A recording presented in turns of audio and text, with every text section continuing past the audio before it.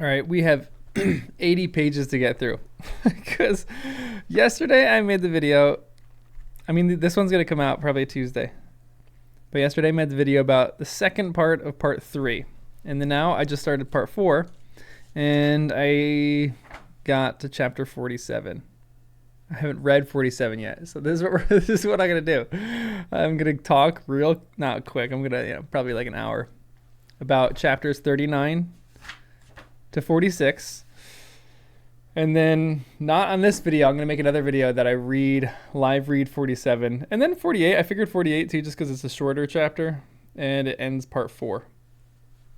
And then I'm going to start reading 45. The Sanderson is coming. I'm just addicted to this right now. I just want to know what goes on. And I feel like so far this part has left me with more questions than some answers. Like, it's confirming a few things. And there was actually the chapters of Tyndall and Sazid going over and talking about the deepness and the book that they're writing was so useful for me just to organize my thoughts. Like, I love what they did, and they're like, okay, let's sit down, let's break this apart, piece by piece. And that was just great for me because I needed that badly. I needed to sit down and have a conversation with some of these characters and just try to figure out what the deepness is, what the Well of Ascension is, all these other things. Although we don't know who the imposter is yet. I'm guessing we will soon. Zane is out of his mind. He's lying to everyone. I don't understand what is going on. I was coming up with weird theories yesterday. Like, Set is... I was thinking potentially, I don't think this is actually the case, but I was thinking, is Set the Kandra? Did Zane go kill Lord Set? And did he make the Kandra Set? And is he controlling the Kandra? Because he's telling two different stories here, which is how chapter 39 actually starts. Chapter 46 was also devastating for me. I almost wish I did a live read of that one because I was gutted. Because I think at the end of the story, I think Breeze is going to die. I think Sazid is going to die. I think Ham is going to die. I don't think Spook's going out with the group. But essentially they're planning their way to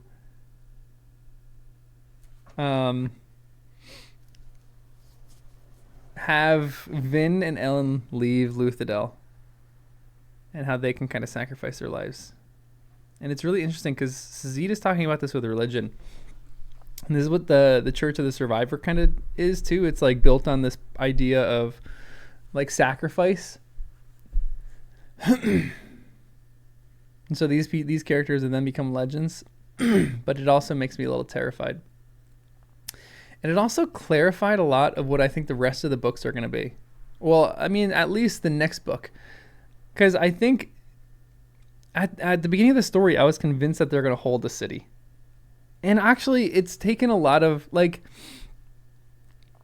is,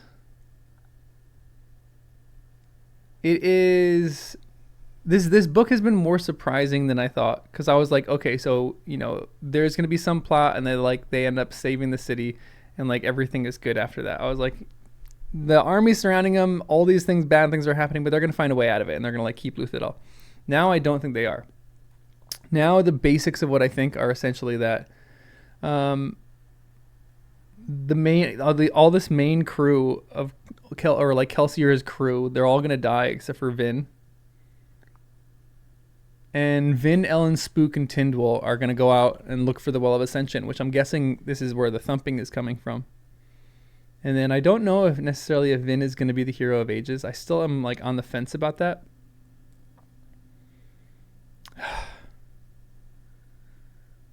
But yesterday I was mentally preparing for that. I finished chapter 46 and I just had to take a walk. Because I really would love that to not happen. But I feel like it is going to happen. And then I think one of my questions too is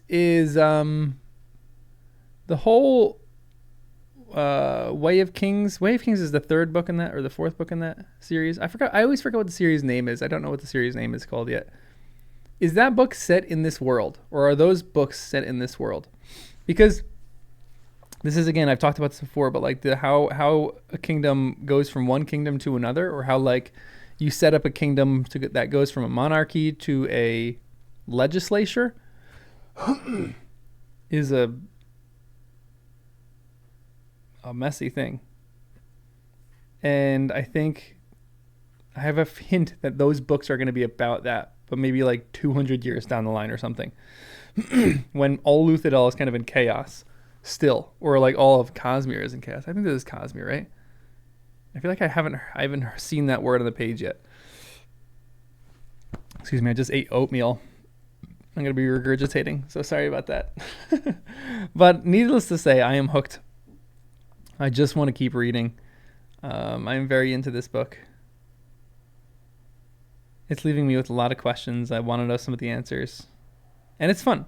The writing isn't like a perfect... He's not like this perfect writer, but he is an adequate writer and an incredible storyteller. You guys know I'm like going through Lord of the Rings. J.R.R. Tolkien is like a writer's writer. Like he is, if you appreciate the art of writing, J.R.R. Tolkien is the cream of the crop. Brandon Sanderson is not trying to impress you with his writing. He's just trying to tell a good story. And honestly, the more I read Brandon Sanderson, the more it's not like refreshing for me. Like there are some things that I'm like, oh, okay, like I talked in the previous chapter about how like the stupid vote thing, like that's like a little plot hole that I'm like, oh, come on, that's like annoying that they had a vote out loud like that and two people were able to change their vote. That's just dumb. But then those things are happening lesser and lesser. Like I'm finding that I am enjoying. Yeah, I'm enjoying like the window style of writing that he is. That he just tells a story and he just creates an interesting world. And it's not like flashy or like there's nothing crazy going on in his writing, but it's just like a really, really interesting world and a good story. So I'm very into this. This is a fantastic. And this section is fantastic too, by the way. So chapter 39, Penrod essentially like hands the city over to Straff, which is just ridiculous. Straff is nervous to go back into the city because of Vin, because he's terrified of Vin, which I actually love. I love that he's like horrified that this woman, this Mistborn, can like just slaughter him at any point. I love seeing Straff terrified. And Zane is up to something now. That's my summary of this chapter. And so at the beginning, I was going back and forth. I was like, are these Set's people? So in the previous one, Ham seems convinced that these assassins were Straff's assassins. But then at the end, like I was doubting. I was like, are these actually Set's people? At the end of this chapter specifically, I was convinced that it was Straff again. But at the end of the next chapter, chapter 40, he's essentially, Zane goes up to Vin and is essentially saying that these people are Set's people. So the theory that I have in my mind is that I don't think this is the right theory, but I just can't figure out what is going on. The theory I have in my mind is that Zane kills Set. There's plot holes in this, though. That Zane kills Set. The Kandra is set up to be Set. And Zane is essentially controlling Set to doing whatever he wants him to do. But Zane is using his own father's mistings to also protect Set for what he needs to do there as well. But Zane seems to be lying about everything. And I don't trust a word he says. And I love that Orsur growls when he hears that Zane is coming. Because that is a good dog. It's a good boy. Penrod, I hate Penrod now. Penrod nodded. I'm glad we can come to an understanding, Straff. I don't trust Set. I doubt you trust me, Penrod smiled, but I do know you, Straff. You're one of us, a Luthadel nobleman. Besides, you have produced the most stable kingdom in the dominance. That's all we're looking for right now. A little stability for this people. Penrod is a freaking terrible annoying. I can't believe he just hands the city over. As soon as he gets power, he's like, yeah, take over and, enslave us again, but give us, the people who are on the assembly, benefits. Freaking loser. That made me so annoyed. Um, so this is another section that I want to talk about. It says, Straff frowned. Then he began to sweat. He flared tin, clamping his eyes shut. There, he thought, noticing a weakness inside of him. More poison, he asked, keeping his fear from his voice, forcing himself to be calm. How do you do it, Father? Zane asked. I thought for certain you'd miss this one, yet here you are, just fine. Straff was beginning to feel weak. One doesn't need to be a mistborn to be capable, Zane, he snapped. So Zane seems to keep poisoning him. Now, one of my questions is this like, this seems like right now, like Zane is legitimately just trying to kill him. But it also seems like this is Straff just trying to like gain an immunity for this. And like, he's like, surprise me at any point, try to kill me at any point so that I can like train and learn. I don't think it's necessarily that. But he's also, in this conversation, he's also convinced that Zane just threw away about a third of his mistings. And that seems to be the truth. These people were mistings. Set doesn't have mistings.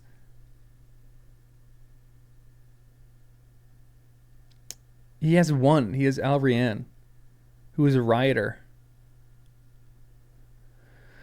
Like I was saying this in the previous video, like I feel like the answer is right there in front of me, but I'm just not seeing it. And it's so frustrating because I want to be able to figure this out. It feels like a puzzle to me. I can't wait to read the next chapter. But I don't know why he keeps poisoning him. I think this is just I think this is just showing the insanity of Zane. Amaranta arrived with surprising speed, and she immediately began mixing her antidote. Eventually, as Straff slurped down the horrid-tasting concoction, feeling its healing effects right away, he came to an uneasy conclusion. Zane had to die. Zane is off the rails right now. Chapter 40 is the weird conversation that Vin and Zane have. So Elend is sitting at her bedside. And it's interesting because in this whole chapter, I'm like, both of these, they're so insecure. And they're teenagers. And it's funny because I was noting that this whole entire section, and then all of a sudden, there's that cute little moment when Elend and Vin talk, and they realize they have to do what they have to do. And then they both go in different ways to Sazid, or Sazid, how I say it. Sorry, I just got a text. And then they go at different times, and they're like both talking about if they should be with the Vin or if they should be with Elend or whatever it should be. And it was kind of cute, but I'm like, they're just so insecure. And then these two parental figures are like treating them like little kids, and Tyndall's like rolling her eyes saying like, oh my gosh, these people are teenagers. But yeah, their insecurities just drive me crazy sometimes. But you have to say that they are still naive. They're still teenagers. They still have raging hormones and emotions. Because it says it was Elend, she said, laying a hand on his arm, and he flinched. It was slight, almost unnoticeable, and he covered it quickly. But the damage was done. Damage she had caused. Damage within him. He had finally truly seen what she was. He'd fallen in love with a lie. What? He said, looking into her face. Nothing, Vin said. She withdrew her hand. Within her, something cracked. I love him so much. Why did I let him see? If only I had a choice. He's betraying you, Reen's voice whispered in the back of her mind. Everyone will leave you eventually, Vin. And this is like Vin's massive insecurity that everyone's going to leave her and that she's not good enough. But Elend also is feeling that same way, that he's not really good enough and he's not good enough for Vin. And they just need to sit down and have a conversation. But they don't really have a conversation about some of this.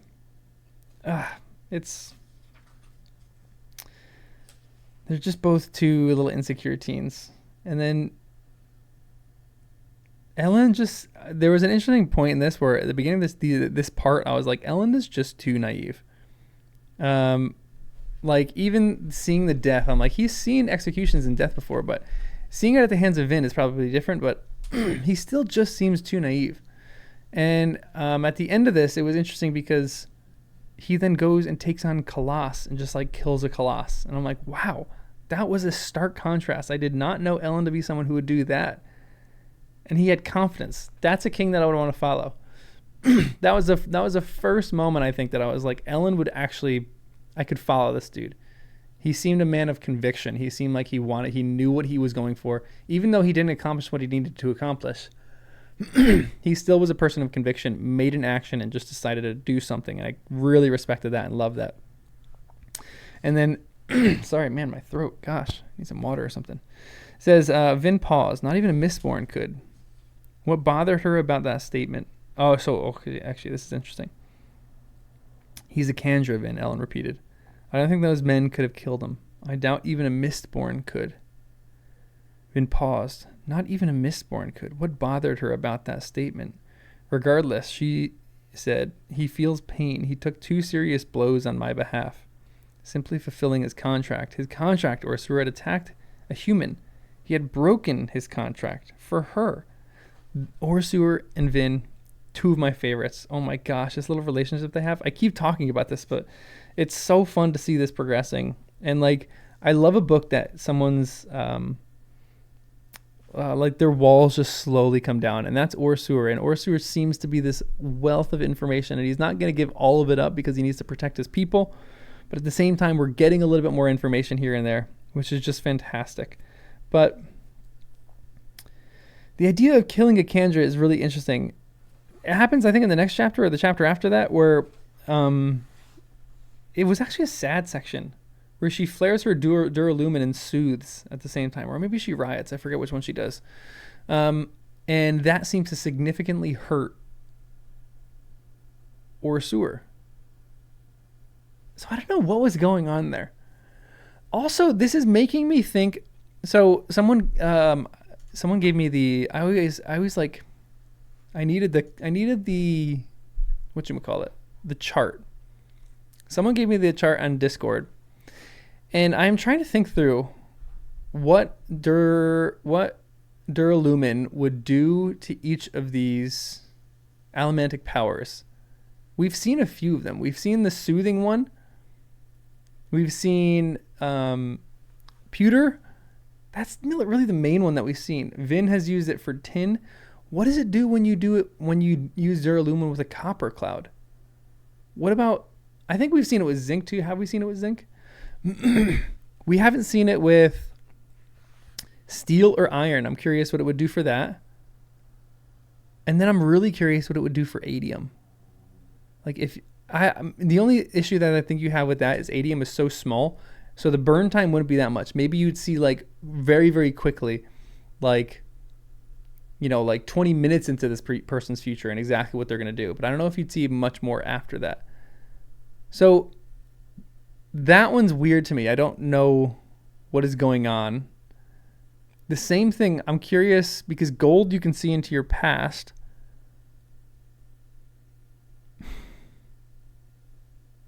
So I don't know.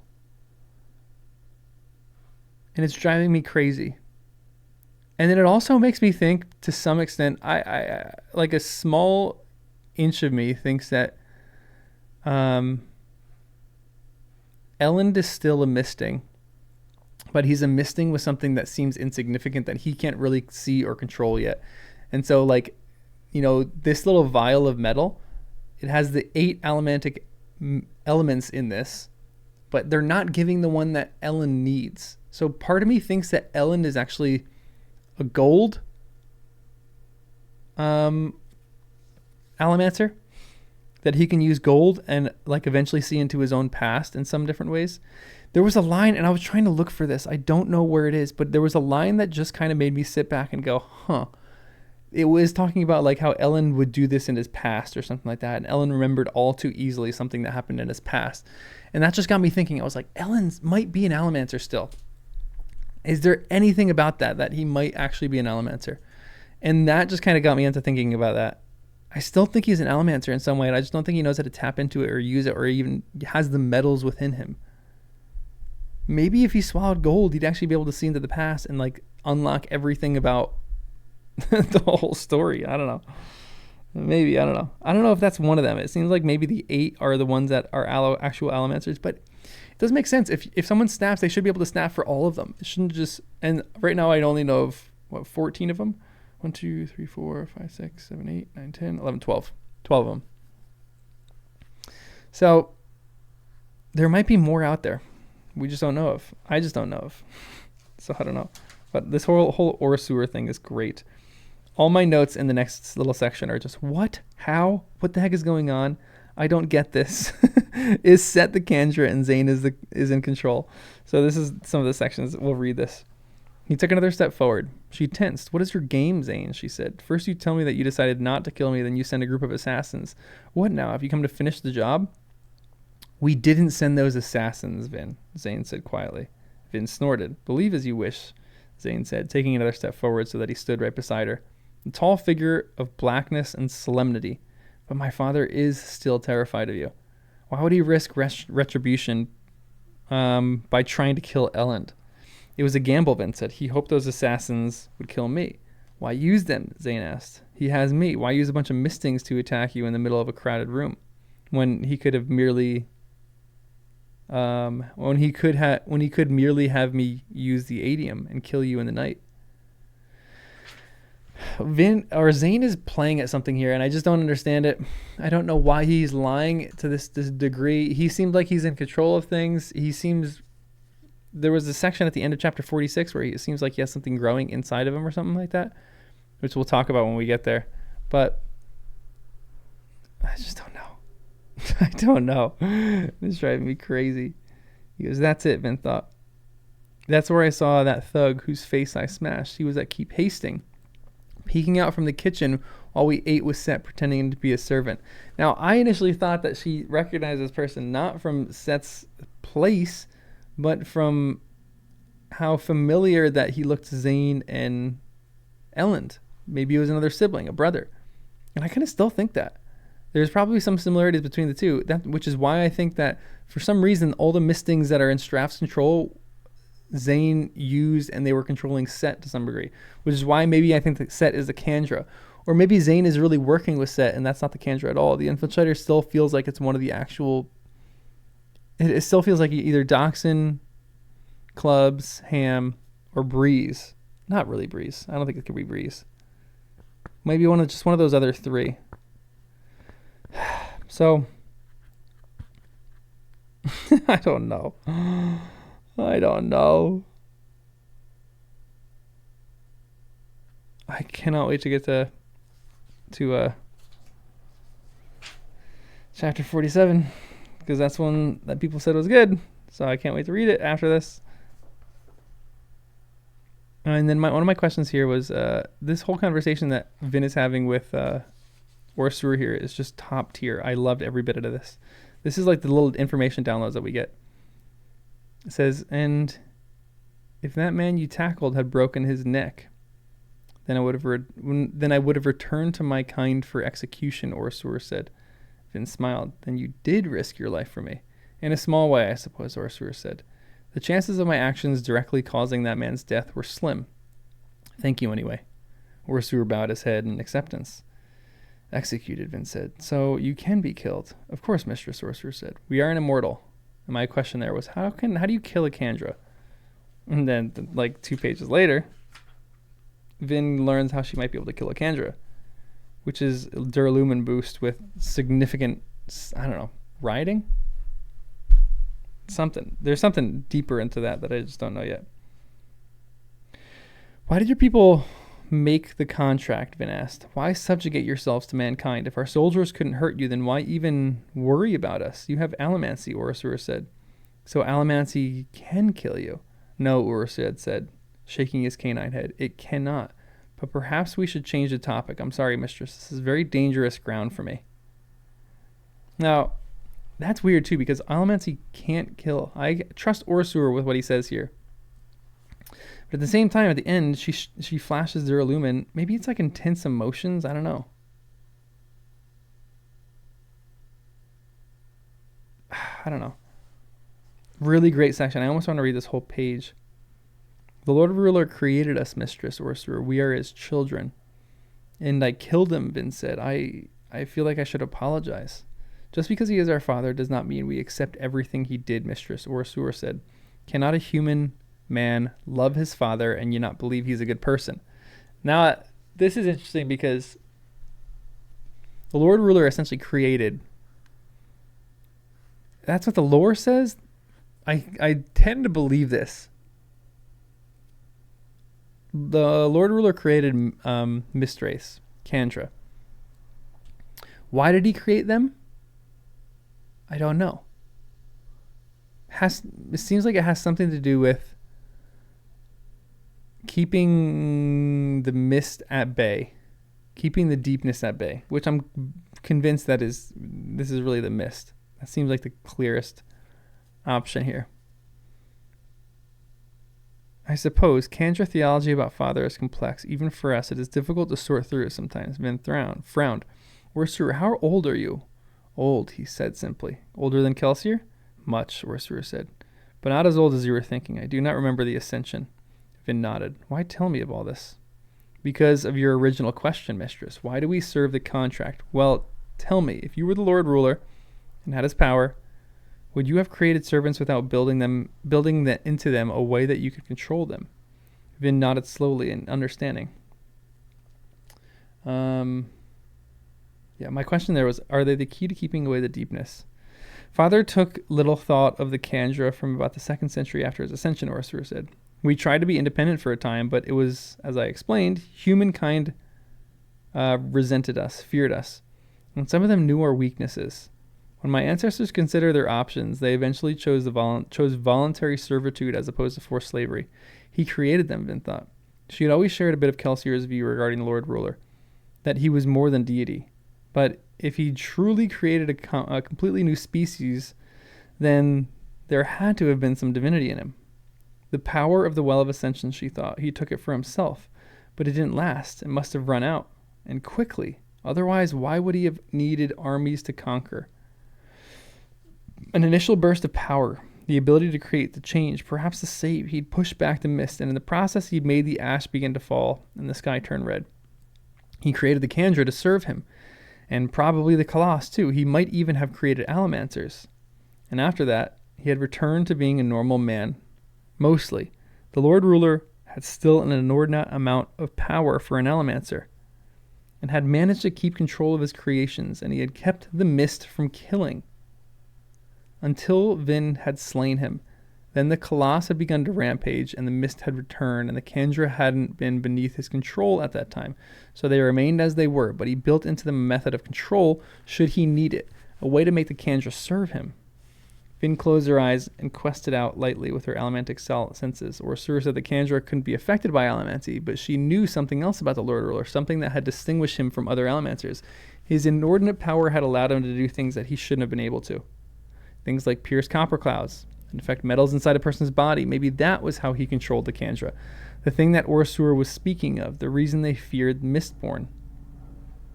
And then, at the end of this... Sorry, I got a helicopter going over.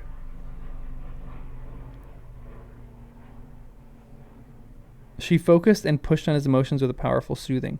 Again, nothing happened exactly as he told her. She sat for a moment, and then impulsively she burned Duralumin and tried one final massive push. Ursur immediately let out a howl so bestial and unexpected that Vin jumped to her feet in shock, flaring pewter. Ursur fell to the bed, shaking. Ursur, she said, dropping to her knees and grabbing his head. I'm sorry, she said too much, he muttered, still shaking. I knew I'd said too much. I didn't mean to hurt you. The shaking subsided, and Ursur fell still for a moment, breathing quietly. Finally, he pushed his head out of her arms. What you meant is immaterial, mistress, he said flatly. The mistake was mine. Please never do that again. I promise, she said. I'm sorry. He shook his head, crawling off the bed. You shouldn't have even been able to do that. There are strange things about you, mistress. You are like the Allomancers of old before the passage of generations dulled their powers. I'm sorry, Vin again said, feeling helpless. He saved my life, nearly broke his contract, and I do this to him. Ursur shrugged. It is done. I need to rest. I suggest that you do the same. What the heck is going on? I don't... I want to know. It's such a... it's just such a strange little bit of whatever the heck is happening here. And I don't know.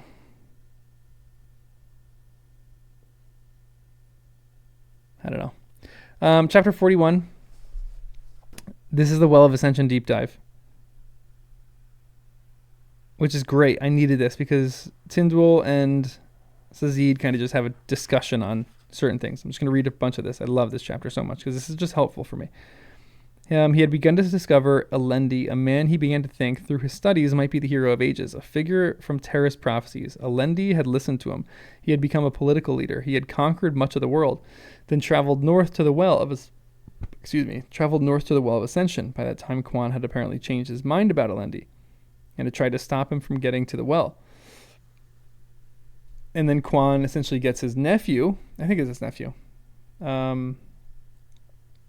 Reshek, I think nephew, yeah, to essentially like plot his demise. But why? What was it about him at that moment that they realized he wasn't the hero of ages?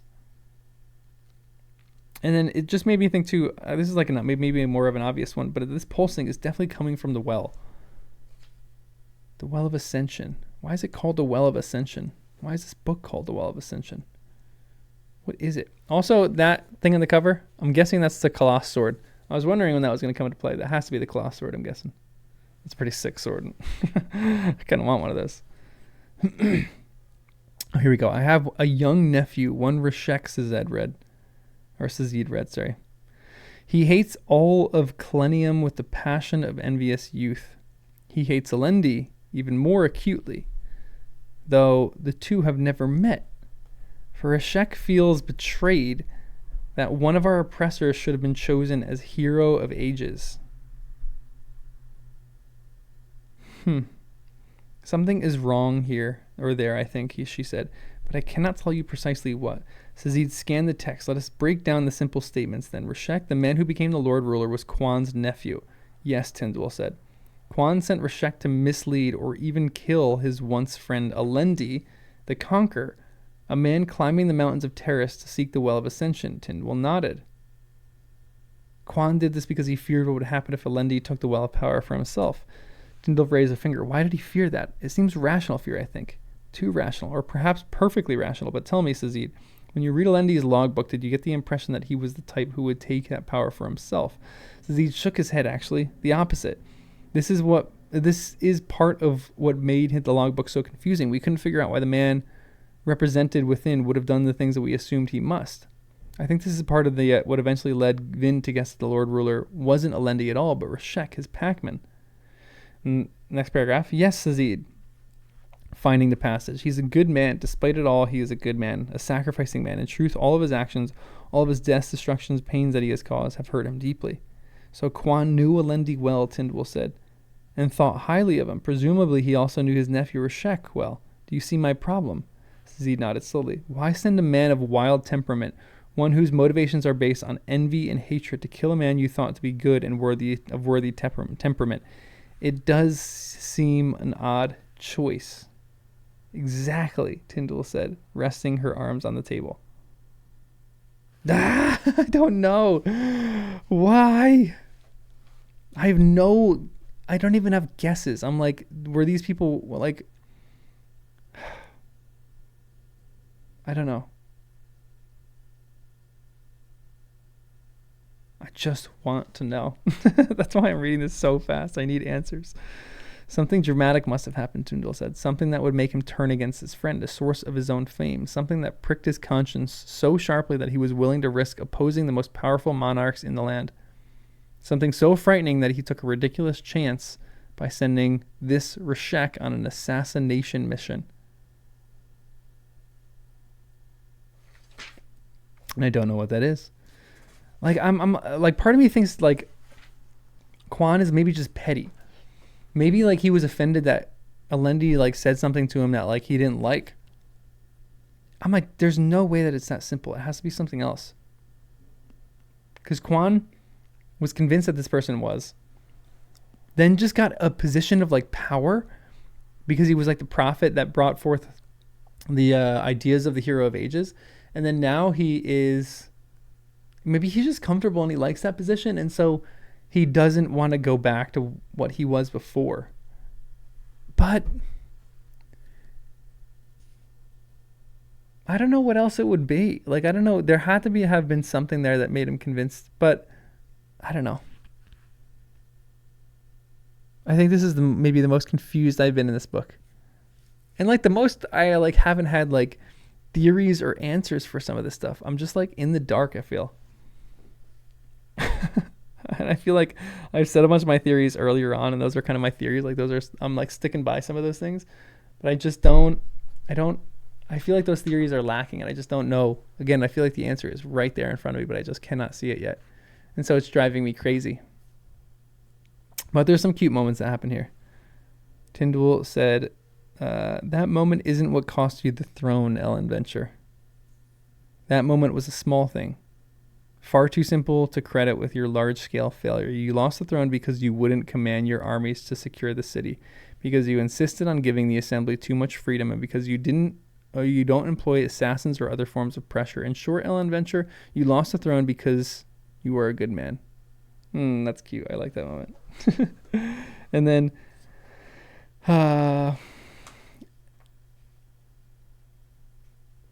Elend arrived at his rooms a few moments later. He stalked directly in, then opened the closet.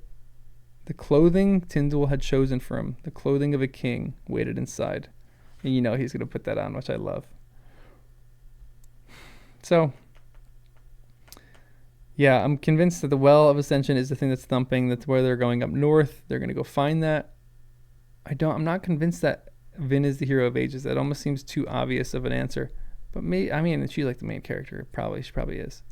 Like if it's like anything like any other of these famous stories, she has to be the hero of ages.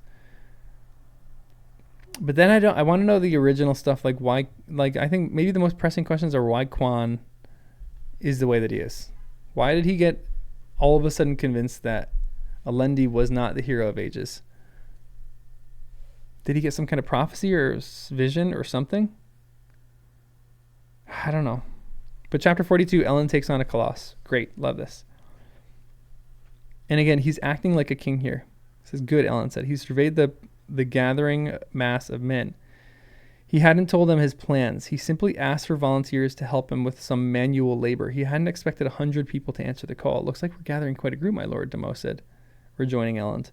Like, this is like great. This is Elend like really acting like a king, even though he's not king. This is the most kingly he's ever acted. Ooh, this is one of my favorite little sections. I feel like this is Marsh, but I don't know. Well, the men there turned me away, said the king didn't have time for me, so I came to Lord Demo. I figured he might believe me. About what? Elend asked. Inquisitor, my lord, the man said quietly. I saw one in the city. Elend felt a chill. You're sure? The young man nodded. I've lived in Luthadel all my life, my lord. Watched executions a number of times. I'd recognize one of those monsters. Sure I would. I saw him, spikes through the eyes, tall and robed, slinking about at night, near the center squares of the city, I promise you. Marsh? Is that you? I really hope it's Marsh. That would suck if it wasn't Marsh.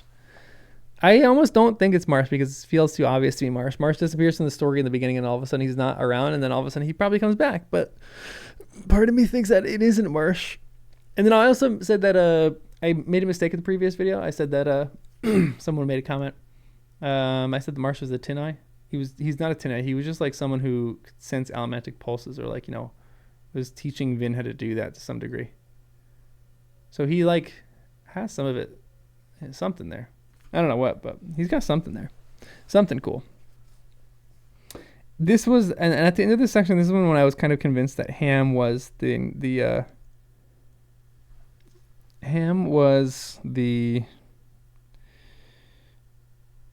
infiltrator. Because Elend goes, he changed. Running this city, dealing with all of this. It's even changed him. The thug was more solemn now, more focused. Of course, he had even more stake in the city's safety net than the rest of the crew. It was sometimes hard to remember that the free-spirited thug was a family man. Ham tended not to talk about Mardra or his two children. Elend suspected it was his habit. Ham had spent much of his marriage living apart from his family in order to keep them safe. I think Ham, he's like noticing that Ham is just different. I feel like Ham is, unfortunately, the Kandra. And then one of my questions was, I think Marsh is actually looking for the adium. I think Marsh might know. If this is Marsh, this Steel Inquisitor that's coming in, I'm guessing that it's Marsh. And I think he's looking for the adium. I think he's going to find it. And I think this is going to change things. I hope this changes the end of the story to some extent, because right now I think right now where I think the end of the story is going is actually intriguing. That Elend, Spook, Vin, and Tindwell are going to go on a journey up north. They're going to go find the Well of Ascension. They're going to go figure something out, and then the city's going to get taken over. All these other people are going to die, which is going to be a bummer because they have no other Mistborn there. And they can't use adium if they find the adium. But maybe Marsh is going to find this, and Marsh is going to then just protect the city. Because honestly, I think Marsh could take out this entire army. Marsh seems like one of the most powerful people in the book. This part of me thinks that Zane is actually like a Steel Inquisitor, but without the eye piercings. He's like a partial Steel Inquisitor. Because what is this thing coming out of him? We'll talk about that in a bit. All right, 40 minutes in. Gosh. We're about halfway through. I'm going to just try to speed through this because I actually am dying to read chapter 47. There was another question that I had. How are Colossus like Mist Wraiths? They're like one and the same. It seems like the Lord Ruler made Colossus too. Why did he make Colossus? Why did he make these creatures? One of the biggest questions I have in my head, and I don't know why. I think it has to do with the deepness. How did he create these things? That's another question that I have. I think he's doing this with the ability of his allomantic powers. I don't know if anybody's learned how to tap into that yet, but I don't know. The Colossus were carrying these little bags of coins on them, we learn later. I thought that they were going to be like the fingers of people they killed or something like that. It was going to be like, what is that? In Game of Thrones, when the Dothraki have their braids. I thought that was kind of what it was going to be. For every person they killed, they have another braid in their hair or something. Elend rolled... maybe this was it actually.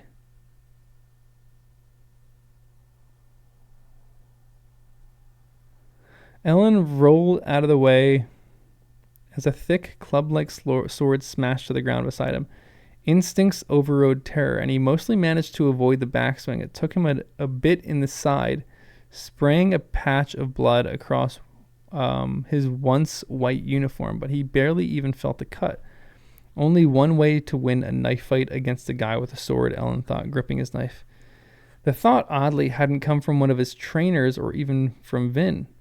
He wasn't sure where it came from, but he trusted it. That was the moment. Okay, so I actually did have a note on this. I didn't even realize that I had a note on this. This is why I think Elend is a misting. And why he potentially can see into the past, because it's coming from something. Or maybe he's seeing into the future. And he's like barely tapping on like a small little thing of adium where he's actually able to see far into the future. And this is like someone training him in his like future misting powers. And this instinct seems like it's coming from somewhere else.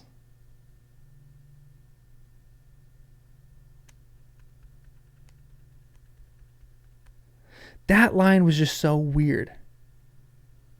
It makes me think that not that he's snapping right here, like that he is already snapped, but his power isn't one of the 8. It's one of the 4 extra, or maybe like however many other allomantic powers there might be. Maybe it's one of these other ones. Maybe my guess would be right now it's gold. Seeing into your own past. Or maybe it's, I don't know. Maybe it's adium to some degree. Seeing into other people's futures. I don't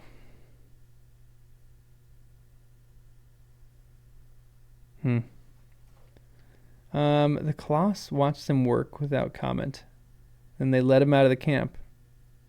Once they had retreated, Elend pulled open one of the pouches and looked inside. He shouldn't have been surprised by what he had found.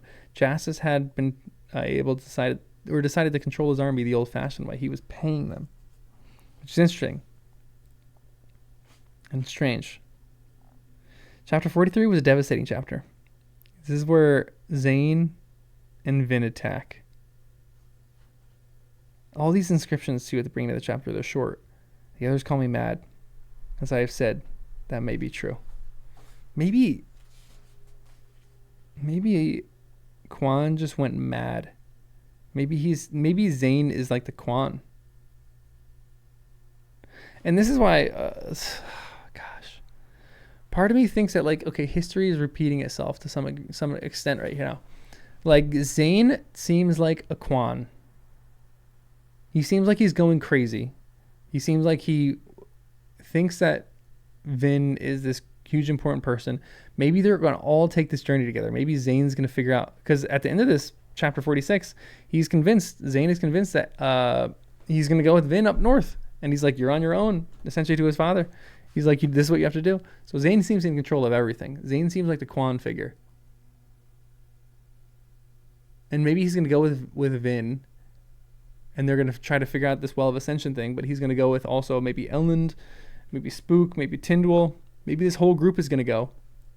And the stuff that was written, this is ridiculous. I don't think this is actually the case. But maybe it's not actually history. Maybe this stuff is stuff that has happened in the future, this future, and then it's looking back, and I don't think that's the case because, the Lord Ruler was Rashek. But it's like history is repeating itself here to some degree. Like, Zane feels like the Lord Ruler kind of character, but also the Quan kind of character. So I don't know what's going to happen. I feel like this is giving us indications on what's going to happen, but I don't know. I don't trust anything that Zane says. That's this whole thing. He also gives her adium. It felt like poisoned adium. And it also felt like Zane found the adium, but I don't think he did. He just had a bunch of it because his father was like the one that would kind of refine it or store it or just get it from the mines. And this is when I had the question of the duralumin with the adium. What you'd actually be able to see. Vin should have experimented with this. As soon as she did the duralumin, she should have experimented with all the duralumin with every single elementic thing. I mean, she didn't have adium anymore, so I guess she couldn't do that. No, it would have been probably a waste of it, but I think you have to experiment to some degree. Vin paused, cocking her head. The boy's brow was streaked with sweat, and he was unsteady on his feet. She looked into his eyes and saw absolute terror therein. This boy was no Mistborn. Yet he had held his ground. Pathetically, hopelessly, he stood before the body of the fallen Set. Step aside, son, Set said in a tired voice. There is nothing you can do here. So this actually made me feel bad for Set. This is Vin's worst moment. Like, her crowding over this kid, killing countless people, and then all of a sudden she's regretting it. But then chapter 44, chapter 43 is like, she just goes and slaughters people. So it was shocking to me. Actually, it wasn't shocking to me, but it was just sad to me. I almost expected Vin to do this. She had to do something like this. And this is something that, it is weird too, because Kelsier would do this, but maybe we just didn't see it, so it wasn't as disturbing. But when Vin does it, it's more disturbing because she's more like, I don't want to say just innocent and naive, but she kind of is. So yeah.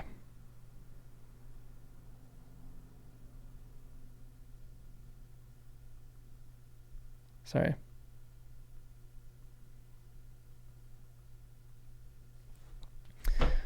So I don't know. The next chapter is Vin essentially has to leave. I was convinced too, again, Ham is the imposter here because it says Ham is making suggestions that he thinks Vin is crazy. I don't know, Ham said finally. I never thought that Vin would be a liability, but she had a hard youth. I remember once she exploded at the crew for little reason, yelling and screaming about her childhood. I don't know that she's completely stable. Ham seems to have a great relationship with Vin. Why would he say this kind of stuff? Oh, excuse me. And then Vin essentially is making a decision now. She goes back to Kammen's lair. It seems like where she was like sleeping.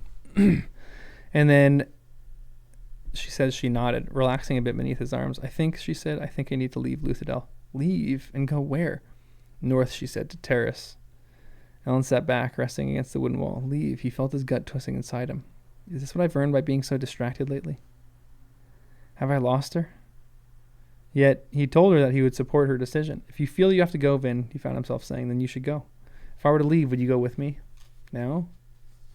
Vin nodded, rubbing his head rubbing his chest. No, he finally said. I couldn't leave Luthadel, not with the army still out there. But the city rejected you. So this makes me think that in chapter 46, when the crew tries to convince, they're like, we have to convince Elend to leave with Vin. And I don't think they're going to be able to do that. I think Elend's going to stay with the city, potentially. Maybe they're going to just like knock him out and they're going to take him. That might be the best strategy, to be honest. But Elend seems like he's dead set on staying with the city, like a king should do.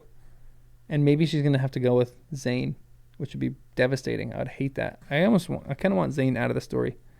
Zane is too unpredictable, too terrifying. Chapter 45, we have the Well of Ascension and the deepness. We have a little bit more of a deep dive on this. One of the things that it says, there was much talk of Zane during those days, Tyndall wrote. Some of what he said, some of what he would come to fight in the Conquerors. Others said that he was the conqueror. Helentian didn't make his thoughts on the matter known to me. The Rabzine is said to be he who is not of his people, yet he fulfills all their wishes. If this is the case, then perhaps the conqueror is the one. He is said to have been of Kalenium. I think I've known this before, but where is this again? What this is the Kaleniums? Like, I need to know more about this. I'm dying to know more about this. There's also another interesting line. I would have thought, Sazid noted, that you would no longer have prejudice considering our current enterprise. I gathered information, Sazid, she said, because of what it says of people and because of what the past can teach us. However, there is a reason I took to studying history as opposed to theology. I don't approve of perpetuating lies. Is that what you think I do when I teach religions? He asked in amusement. Tyndall looked toward him. A bit, she admitted. How can you teach the people to look toward the gods of the dead, Sazid? Those religions did their people little good, and their prophecies are now dust. Religions are an expression of hope, Sazid said. That hope gives people strength. Then you don't believe, Tyndall asked. You only give people something to trust, something to delude themselves. I would not describe it so. Then you think the gods you do teach of do exist. I think that they deserve to be remembered, and their prophecies, Tyndall said. I see scholarly value in what we do, bringing light to the fact that from their past they can give us information about our current problems. Yet this soothsaying for the future is, at its core, foolishness. I would not say that, Sazid. Religions are promises that there is something watching over us, guiding us. Prophecies, therefore, are natural extensions of hope and desires of people, not foolishness at all. It's an interesting conversation. And then another section, Sazid sat for a moment staring at the page. The tear was eerily similar in shape to the one that was from their main stack. Tyndall, apparently thinking the same thing, laid it over its companion. It matched perfectly. Even the smallest ridges in the tears were identical. If they'd been torn, lying right on top of one another, the duplicate would have been so perfect. Both of them sat and stared. They burst into motion, rifling through their stacks of pages. Sazid had 4 copies of the transcription. All were missing the exact same chunk. What? Part of me thinks this is Zane ripping up these pages. Part of me thinks it's the Mist ripping up these pages. Really, I think it's the Kandra, but I don't know what is going on here. Because they had this, and it doesn't make sense that they would do this because, like, Sazid even says later, he's like, why would they do this? I'm like, we're metal minds. We have memorized this. What was the line?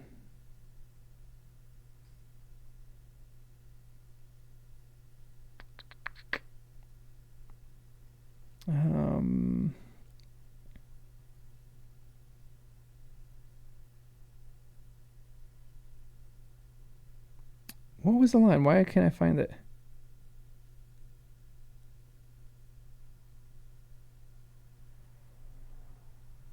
Oh, Elendi must not reach the Well of Ascension, for he must not be allowed to take the power for himself. That's all that they ripped up. And they took it out of every single one. Why? I don't know. I don't even have theories on that. I don't know. So confused. I'm just very, like, again, I'm just trying to speed through this so, like, literally I can go read this. That's going to be the more entertaining section. So I'm going to do this next little bit in like 5 minutes so that I can actually just go read. Such as it is, such as it is. I thought that what you said was very wise, Sazid, Tinsel said, sitting. You could have made an excellent father, or you would have made an excellent father. Sazid bowed his head in embarrassment, then moved over to sit down. We should knock him at the door. And this is Elend. This is the funny part. But of course, Lord Elend, Sazid said, rising. Great, Elend said, striding into the room. Tyndall, you are excused. She rolled her eyes, shooting an exasperated glance at Sazid, but stood and walked from the room. And my note there was she just created a monster. Elend only bosses Tyndall around and no one else. That was a really funny section.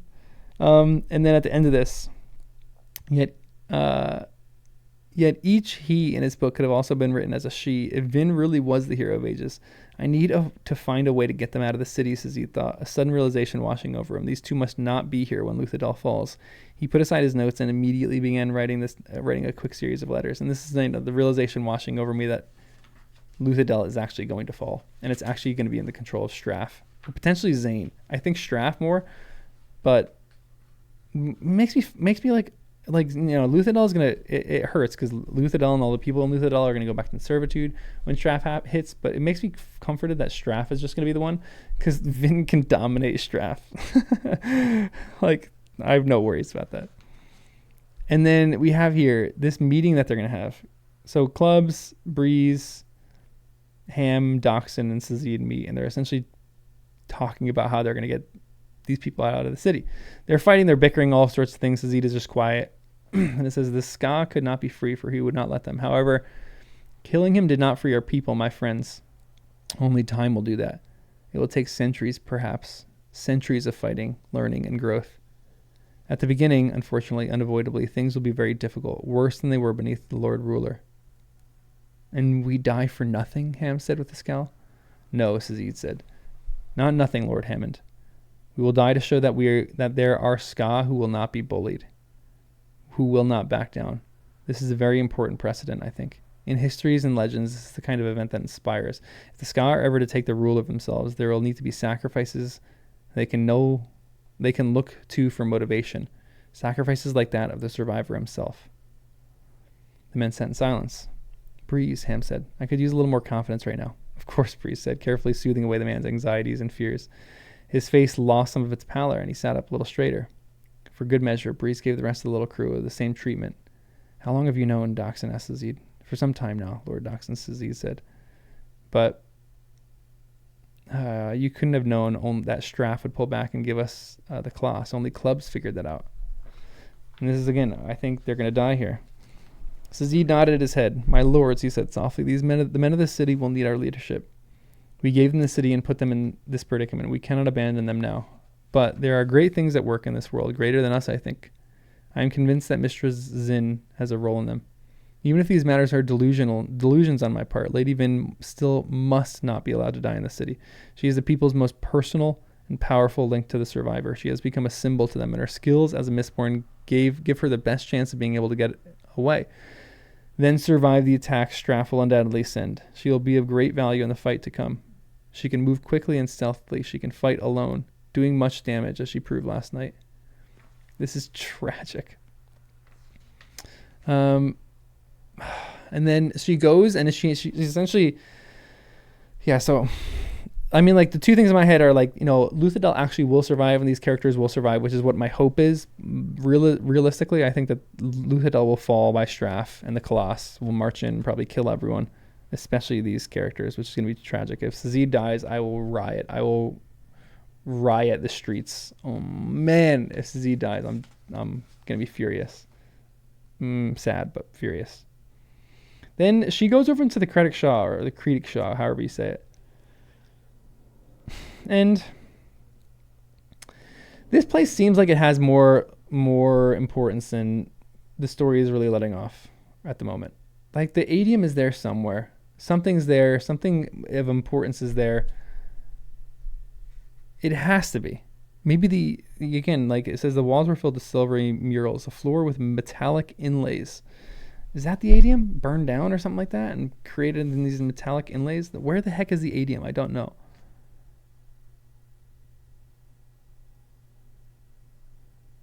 There's a good question that also comes up.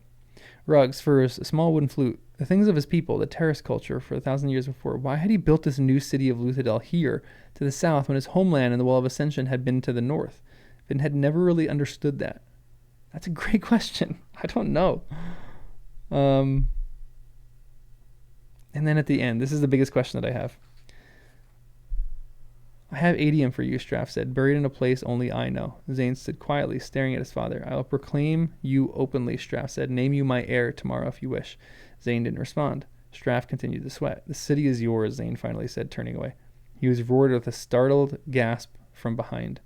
Zane glanced backward. He had never seen such a look on his father's face. That alone was almost worth everything. Pull your men back as you were planning, Zane said.